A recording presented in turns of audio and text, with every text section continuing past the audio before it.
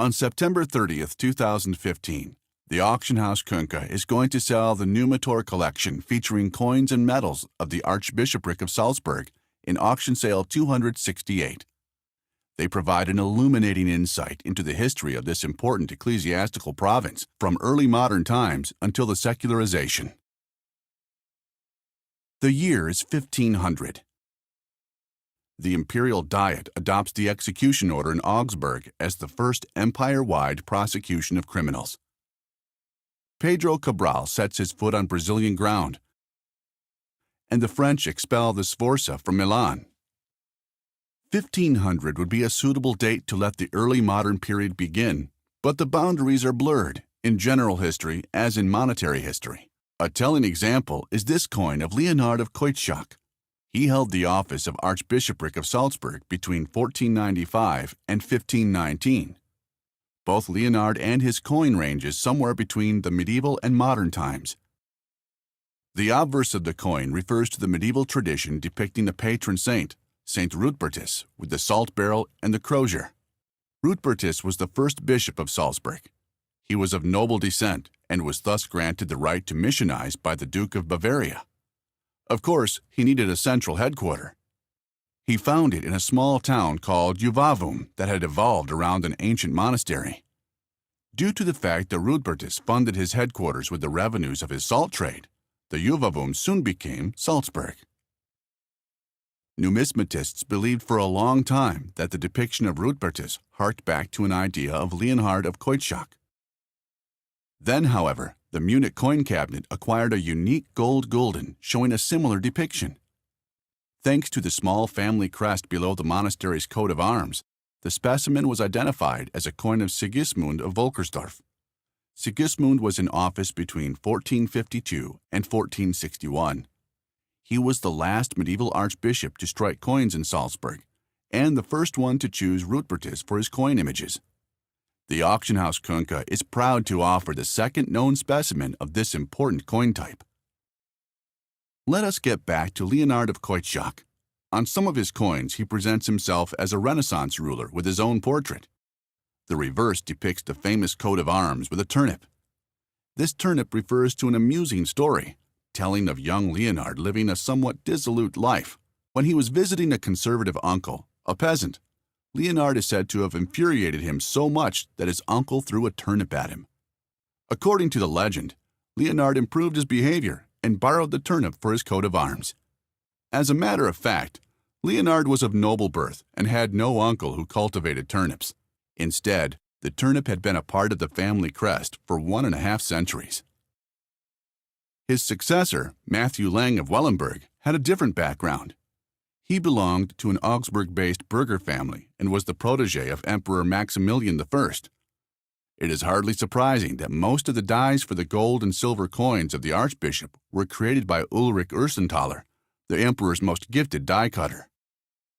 Matthew Lang of Wellenberg was a highly regarded diplomat, which also ensured him the patronage of the Pope, who appointed him Cardinal Bishop of Albano in 1535. This double guldener commemorates his status elevation. The legend on the obverse refers to the office of Cardinal of Albano, while the reverse depicts the galero, the ecclesiastical hat with the tassels on both sides. John Jacob Kuhn of Balassi assumed office in 1560. He was a keen supporter of the Counter-Reformation. Likewise, part of his policy were the magnificent coins that focused not on him as an individual, but on his office as archbishop. No portrait is shown on the obverse of this 12-ducat piece, but the family crest featuring the ecclesiastical hat. The reverse shows the patron saints of the archbishopric. We see Rupertus with the salt barrel on the left-hand side, and Virgilius on the right, his arm resting on a church model. Saint Virgilius had been Bishop of Salzburg in the 8th century and had erected the first cathedral, which is why he is always shown with the church model. John Jacob Kuhn not only fought the Protestants, but the plague as well. It raged in Salzburg between 1571 and 1582.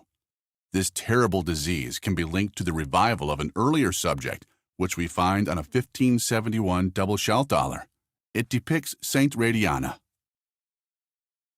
She became part of the Salzburg coin's imagery with Matthew Lang of Wellenberg. He consecrated a church in her honor and had coins struck which illustrate her martyrdom. The saint is attacked by 2 wolves and suffers severe injuries from which she will die within 3 days. In 1587, Wolf Dietrich of Reichenau was elected Archbishop of Salzburg. At roughly the same time, a war broke out in the most remote corner of Hungary, with the House of Habsburg and the Ottoman Empire as belligerents. Wolf Dietrich supported Habsburg. He funded a small army that embarked to likewise engage in the war, but returned to Salzburg in 1593 without having fought a single battle. That did not stop Wolf Dietrich from praising the soldiers' efforts for the empire. Every participant in the war was given a coin, struck specifically for that occasion. It depicts a tower buffeted by the wind, as well as the Bible quotation, "In the hope of God, I shan't be deceived." The humble ranks were given a thaler. The superior ranks received a gold coin in the weight of several ducats. The archbishop had sent such coins likewise to the coin cabinets of those European rulers he wanted to be friends with. The underlying idea was to make them aware of his commitment. We don't know who the recipient of this 10-ducat tower coin actually was, but he certainly was a man of high rank. In 1628, Archbishop Paris of Lodron consecrated the completed Salzburg Cathedral with an elaborate ceremony. The Baroque celebration took 8 days. It started on September 24th with the solemn transfer of the reliquary to the new building. This coin provides a glimpse of the magnificent procession. We look at 4 bishops carrying the reliquary shrine, which is surmounted by a canopy. 2 angels holding an incense burner are walking at the right-hand side. The obverse shows Rupertus and Virgilius holding the model of the new cathedral. 1682 saw another major event of the Catholic Church of Salzburg. The old monastery Rupertus had chosen as headquarters celebrated the 1100th anniversary of its foundation. It goes without saying that the most cherished of the church's relics were carried through the city in a festive procession on that date as well. We see their givers here. The records which attest to the existence of the relics of St. Martin of Tours at Salzburg date back to 1020. Here he is, with a goose at his feet, which is the Austrian equivalent to the British Martelmas beef. He's followed up by St. Vincent, whose relics were acquired around 900. Relics of St. Hermes were a souvenir that Archbishop Louis Pram brought home from his visit to the Catacomb of Hermes in Rome in 1851. And the Pope himself presented the remains of the martyred couple Chrysanthus and Daria as a gift to the Salzburg Archbishop Adelwine. The lion by Daria's side does not refer to her martyrdom. Quite the contrary. The animal is said to have protected the holy woman when she was sent to a brothel. Only a few decades later, the golden age of the Catholic Church was over. The Enlightenment prevailed. Relics became something to sneer at. The prince-bishops stressed their secular office. This coin of Francis Anthony of Harrach is a splendid testimony to the mental change. There are no saints anymore in the coin imagery. Coat of arms, insignia, and a simple legend.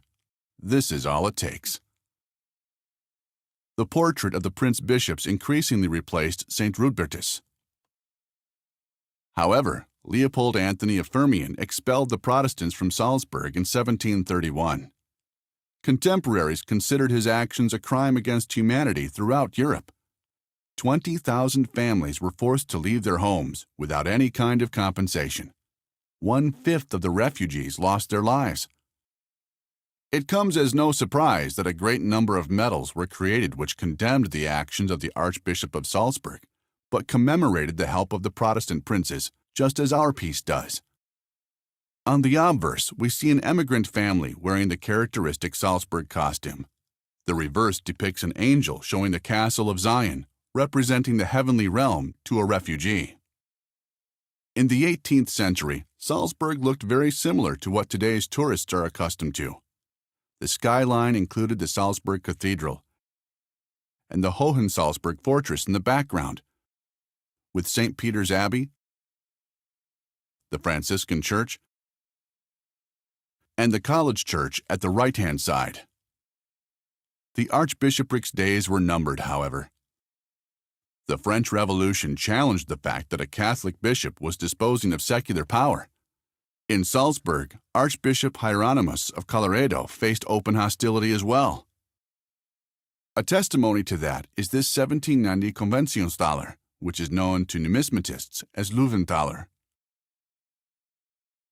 The Bavarian duke did not like the lions that supported the shield. Lions were connected with Bavaria, and he did not want to share this symbol. He objected, and Colloredo melted down almost the entire emission. Only 7 specimens survived. Just 2 examples were offered for sale during the last 100 years. One of these 2 will now cross the auction block of Kuhnke. We, the Auction House Kuhnke, would like to invite you to our Autumn Sale 2015. If we have sparked your interest with this film, we cordially invite you to join us at our Auction Sale 268 on September 30th, 2015. Please do not hesitate to contact us should you have any further questions.